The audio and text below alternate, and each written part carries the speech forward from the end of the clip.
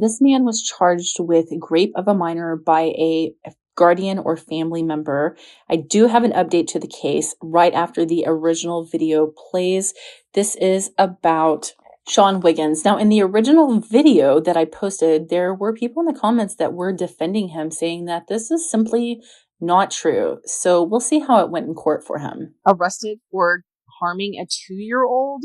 This man has been a registered sex offender for many years. He's been in trouble countless times, but his newest crime may be his worst. So I'm talking about Sean Wiggins. Sean Wiggins is currently being held in the Crittenden County Detention Center, but before he moved to that side of the state, he was living in the Johnson County area. And in 2016, he was arrested for his first sex crime. So on March 1st, 2016, Sean Wiggins was 18 years old. Now, Sean Wiggins connected with another person that he knew, a guy, and he had this person give him a ride to Springdale. Now, he went to Springdale in order to connect with a 14-year-old. He was going to help this girl run away. He got this 14-year-old that he knew was 14 and had the person that gave him a ride take him and this 14-year-old girl back to his house in Knoxville. According to the victim in that case, Sean Wiggins had intercourse with her multiple times in the week following her being picked up from her house in Springdale. And to me, it's bad enough that he goes and picks up this 14-year-old girl. Now, I know that he's 18. He's barely over the legal limit himself, but it kind of gets worse from there because he goes, picks up this girl, but Sean Wiggins didn't actually live by himself. He actually lived with a fiance of his. And according to the victim in this case, she was in the same bed with Sean Wiggins and his fiance. Sean Wiggins was having sex with this 14-year-old in the bed with his fiance. And when the 14-year-old refused to engage in a threesome, so at that point, even if you don't view the victim as a victim until that point, at that point, you can't deny that the victim is indeed a victim. So in that case, Sean Wiggins was arrested and charged with sexual indecency with a child and third-degree domestic battery. Now, he pled no contest to the sexual indecency with a child. The domestic battery charge was dropped, and he was sentenced to 55 months in the ADC.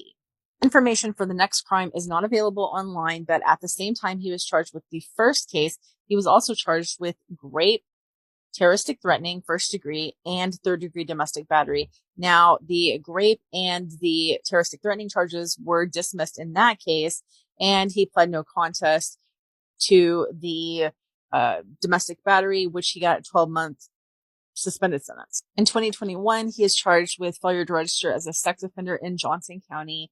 He pleads guilty to that and gets a 24-month suspended sentence on that one. In 2021, he also has someone that files for an order of protection from him because he's abusive physically and mentally, and he wants to unalive her unborn child. Like I said, Sean Wiggins has been in trouble for all kinds of things in different parts of Arkansas, most notably Johnson County and Crittenden County. Yesterday, he was arrested in Crittenden County. He is being held on a $2 million bond for one count of rape of a minor by a family member or guardian. Now, there's very little information available at this time. If more information becomes available, I will definitely update. So according to the affidavit, on March 13th, 2024, just before 10 p.m., officers in West Memphis were called to a home about an SA complaint. The person that made the complaint said that she saw redness and lacerations in the private area of her 2-year-old.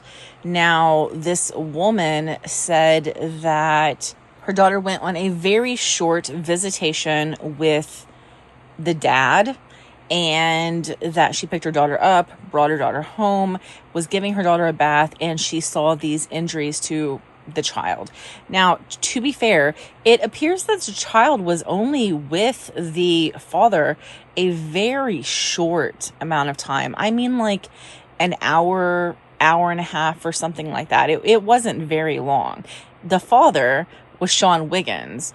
Sean Wiggins was staying in a hotel in West Memphis. He had just recently been released from prison, like a week and a couple of days prior to this happening. Now, Sean Wiggins, when he was staying in this hotel, he was staying with his girlfriend at the hotel. Police went to the hotel to talk to Sean Wiggins, and they found dried, faint bloodstains on the sheets of a bed. Also, they found a pair of little girl panties on the bed, as well as a wet diaper in the trash can. Police talked to Sean Wiggins, and Sean said that, yes, his daughter had came to spend time with him. The girlfriend of Sean left him there alone with the daughter long enough to go to a gas station and then come back. He said that the daughter was asleep the whole time, and then the child's mother came and picked up the kid. He said that there was no inappropriate behavior. He said that he or his girlfriend, neither one, changed a diaper. They didn't bathe the kid because he didn't want to be accused of anything.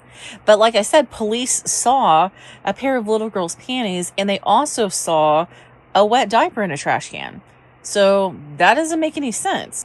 When Sean was confronted, hey, there is a diaper in the trash can, you're sitting here saying that you didn't change your diaper, he did not have an excuse. He said that he did not know why the diaper was in the trash can. Now, this child was so injured by Sean that the child had to be taken to Le Bonheur to be treated. Okay, she had to be transferred to a bigger hospital to be treated due to the injuries that were caused by her father. So a day or two later, the girlfriend of Sean Wiggins contacted police and told police that she wanted to give them Sean's cell phone. She had been looking in Sean's cell phone. She said that she found some concerning photos in the deleted album. So she went and met with police. She unlocked Sean's phone for police, and there were pictures on the phone, including Sean pulling the victim's underwear to the side and taking a picture. There was also a picture of Sean's own genitalia. That was the next picture taken, if that tells you anything. There was also, police were able to look at the search history as reported by Sean's girlfriend at the time. He was looking for preteen nude girls. He also searched for family nudism and little girlies. So that's freaking disgusting. Sean was arrested and faced these charges, the charge of, raping a family member or essaying a family member.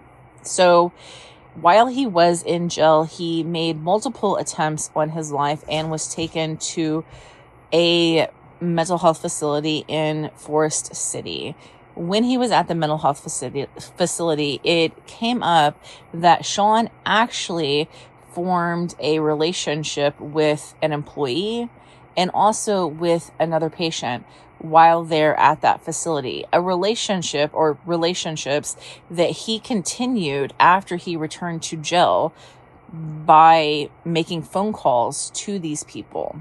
And Sean went to that place multiple times. Police finally figured out that they thought that Sean was making these attempts on his life so that he could go to that mental health facility to make unmonitored calls, all the calls he wanted, really, that weren't being monitored because he wasn't in jail.